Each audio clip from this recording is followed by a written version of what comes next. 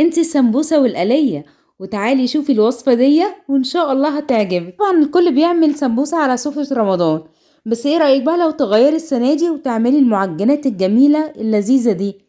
حاجة كده ممتازة وجميلة، وهتعمليها مش هتاخد منك وقت. هتحتاجي دقيق ومية وبس، وهتعمليها بأسرع ما يمكن. حاجة كده لذيذة، تحشيها حلو تحشيها حادق، تحشيها اللي انت عايزاه، وهتمشي معاكي سحور وفطار وفي اي وقت طبعا. والاهم انها مش مكلفة خالص، واي حشو تحطولها مش هتقول فيه لا خالص. هتحشيها جبنة، هتحشيها لحمة مفرومة، هتحشيها سبانخ، هتحشيها فراخ، هتحشيها حلو زي ما هقولك في باقي الفيديو هتعملي ايه علشان تحوليها لعجينة حلوة. ده كله هنشوفه. واهم حاجة ما تنسيش السبسكرايب للقناة وتفعيل الجرس علشان يوصلك كل جديد ومميز ان شاء الله. السلام عليكم ورحمة الله وبركاته، معاكم دعاء زين. ان شاء الله النهاردة هنعمل معجنات سهلة وسريعة ولذيذة، واهم حاجة انها مش مكلفة. اول حاجة جبت نص لتر مية، يعني كوبايتين معياريين، وولعت عليهم النار. دي مية عادية خالص من الفلتر، والنار هتكون عالية لغاية بالظبط ما تغلي. تعالي نشوف النواشف اللي هنحطها ايه.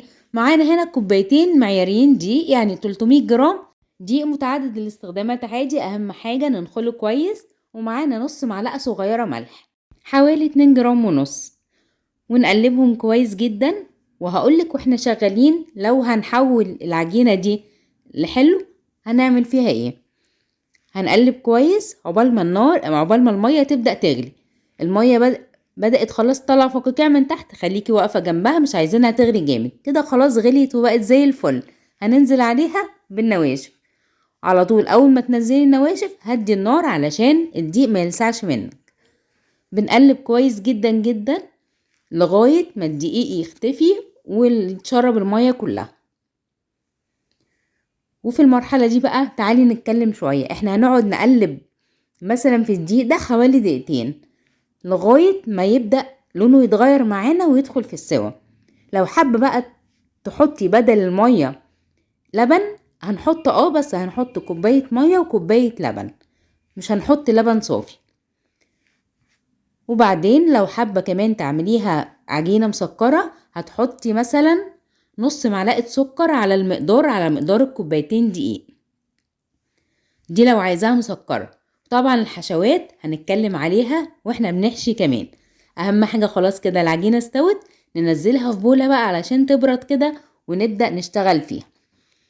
هتبرد ما تخافيش، دي من غير بيض ولا من غير اي حاجة. احنا مش هنعمل بلح شام ولا اكلير ولا اي حاجة خالص. احنا هنعمل حاجة كده خفيفة ولذيذة، وفي نفس الوقت هتنفع في العزومات وهتنفع في سحور وهتنفع في اي وقت انت عايزاه. بغطيها علشان وشها ما ينشفش، وبسيبها تهدى حوالي 10 دقايق كده عشان اعرف اشتغل فيها. خلاص هديت كده، هنزل عليها بمعلقة صغيرة بيكنج باودر، وعلى طول معلقة كبيرة دقيق علشان اعرف المها واعجنها حبة صغيرين كده. احنا مش هنعجن جامد بس هنلم العجينة شوية. بندخل البيكنج باودر والدقيق كده في قلب العجينة علشان تلم معانا كويس. خلاص كده المكونات دخلت في بعضها وبقت جميلة. نجيب بقى حوالي 8 كوباية زيت، مش كتير خالص، يعني معلقتين كبار او معلقتين ونص كده. دول 8 كوباية 25 جرام زيت بالظبط. وهنبدأ ندخلهم في العجينة زي ما انت شايف. 8 كوباية الزيت دي هتنقلك العجينة لمرحلة تانية، كأنك عجنتيها مثلا 10 دقايق بالعجين او على ايديك.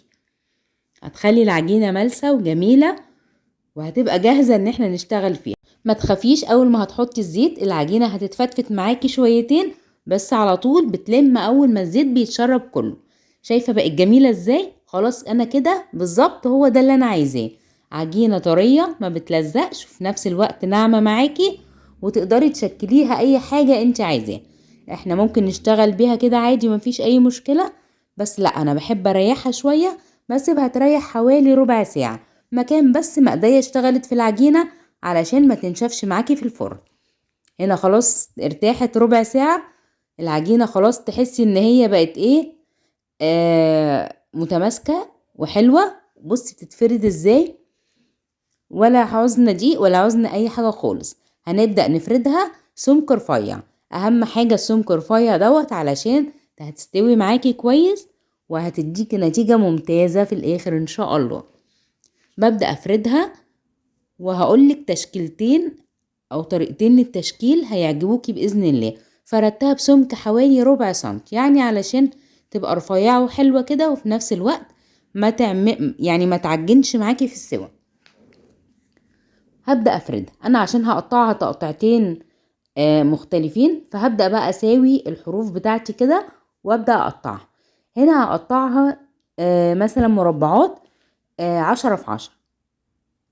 تمام، انت عايزة تقطعيها طبعا المقاس اللي انت عايزاه والحجم اللي انت عايزاه والحشو اللي هتحطيه تناسبيه بقى مع التقطيعة اللي انت هتعمليها.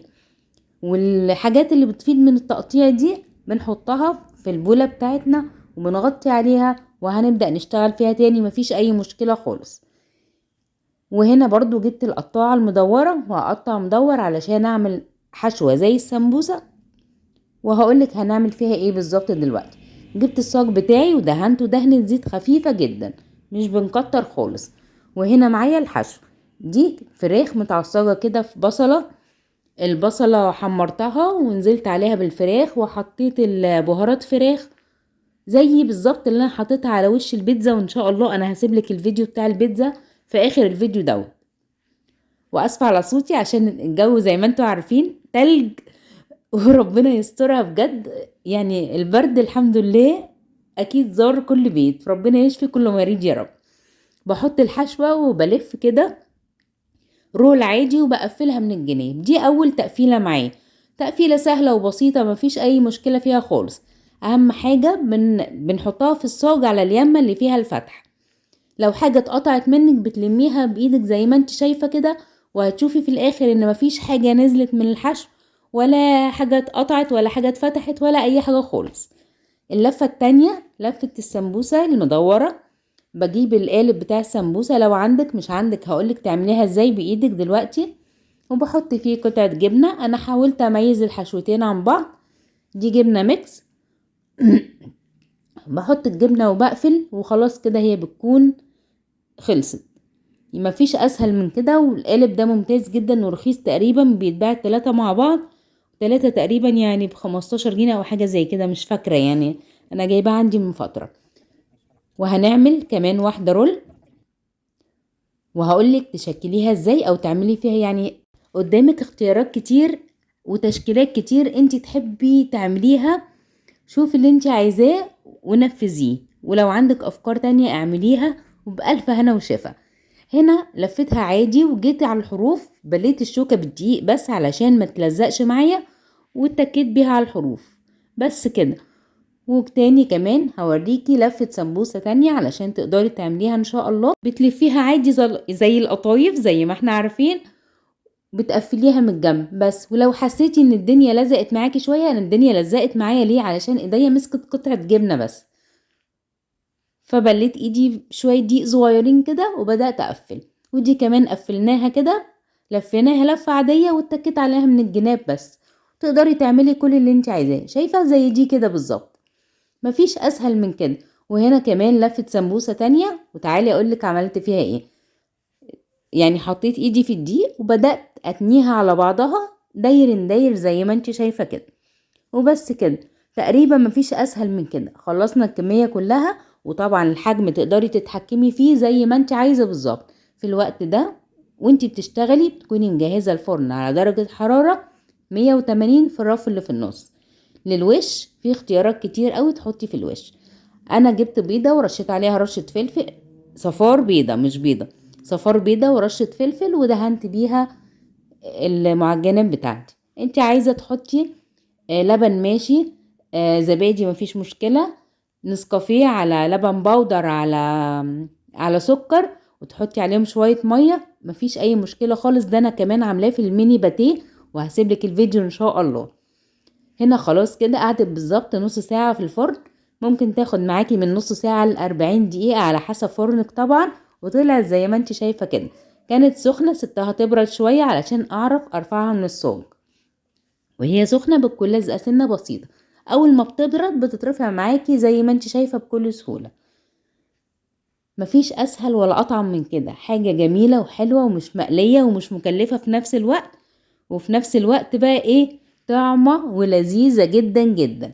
وبالنسبة للحشو الحلو هتحطي نص معلقة سكر زيادة على الدقيق زي ما قلنا في الاول، وممكن تحشيها كاسترد، باستري كريم، مربى، اي حاجة انت عايزة، طبعا نوتيلا، اي حاجة انت عايزة تحطيها مفيش اي مشكلة خالص، وتطلع لذيذة وجميلة زي ما انت شايفة كده.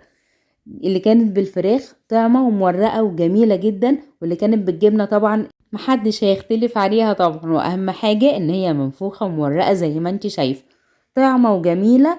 بس طبعا الجبنة مش سايحة علشان كان بردت مني من التصوير، وبألف هنا وشفا.